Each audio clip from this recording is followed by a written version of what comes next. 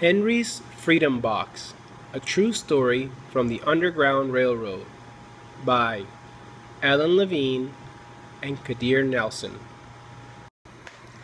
Henry Brown wasn't sure how old he was. Henry was a slave, and slaves weren't allowed to know their birthdays. Henry and his brothers and sisters worked in the big house where the master lived. Henry's master had been good to Henry and his family, but Henry's mother knew things could change. Do you see those leaves blowing in the wind? They are torn from the trees like slave children are torn from their families.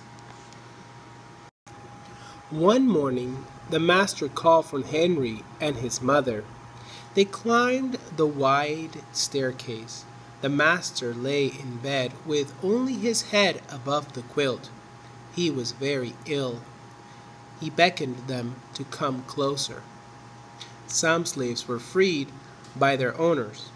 Henry's heart beat fast. Maybe the master would set him free. But the master said, "You're a good worker, Henry. I am giving you to my son. You must obey him and never tell a lie." Henry nodded, but he didn't say thank you. That would have been a lie.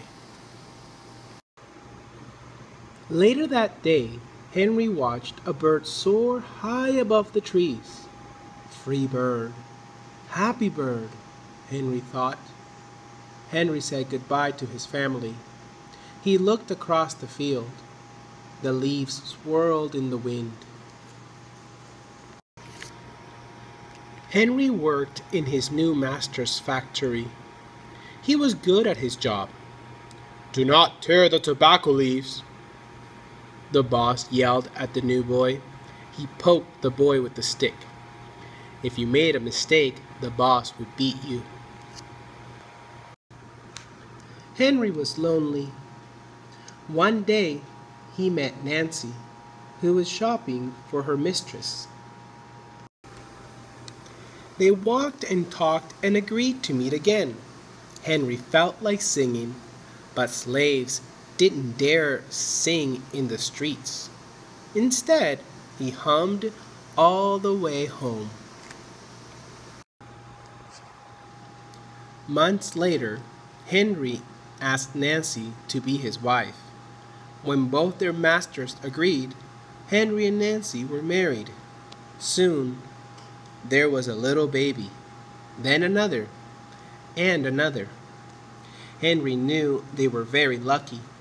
They lived together even though they had different masters. But Nancy was worried. Her master had lost a great deal of money. "I'm afraid he will sell our children," she said. Henry sat very still.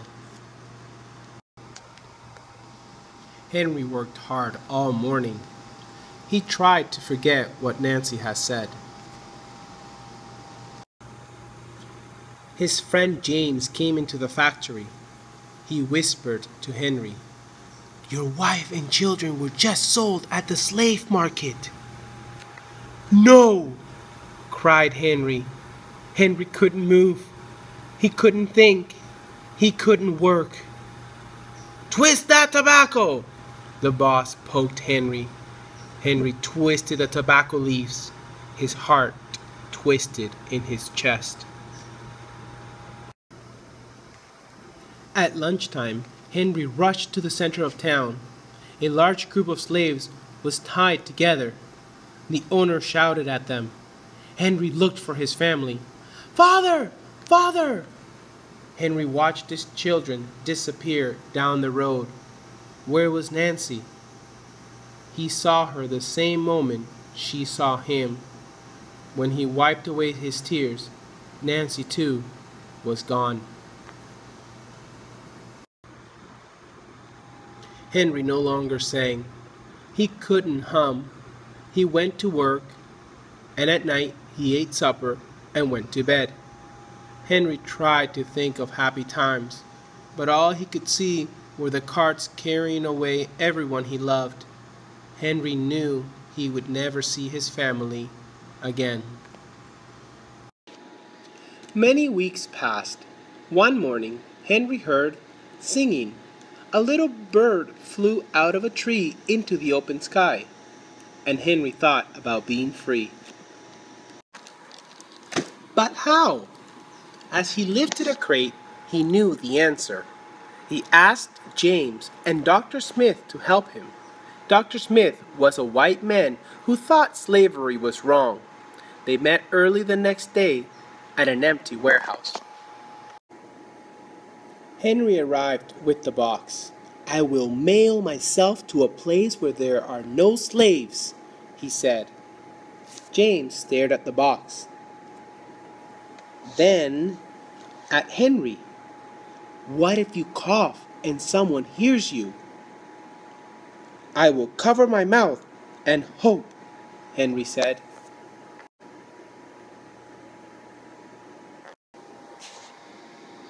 Dr. Smith wrote on the box, "To William H. Johnson, Ark Street, Philadelphia, Pennsylvania."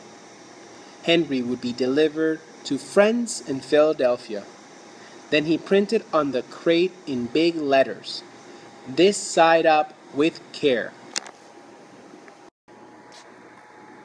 Henry needed an excuse to stay home, or the work boss would think he had run off. James pointed to Henry's sore finger, but Henry knew it wasn't bad enough. He opened a bottle of oil of vitriol. "No!" cried James. Henry poured it on his hand. It burned his skin to the bone. Now the boss would have to let him stay home. Dr. Smith bandaged Henry's hand. They arranged to meet the next morning at 4 o'clock. The sun was not yet up when Henry climbed into the box.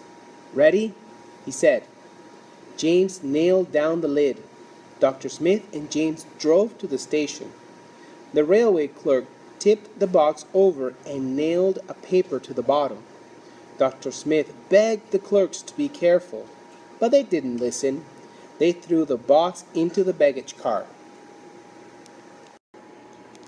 Hours passed.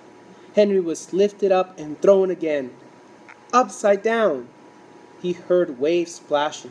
This must be the steamboat headed for Washington, D.C. The ship rode smoothly, but Henry was still upside down. Blood rushed to his head. His face got hot. His eyes ached.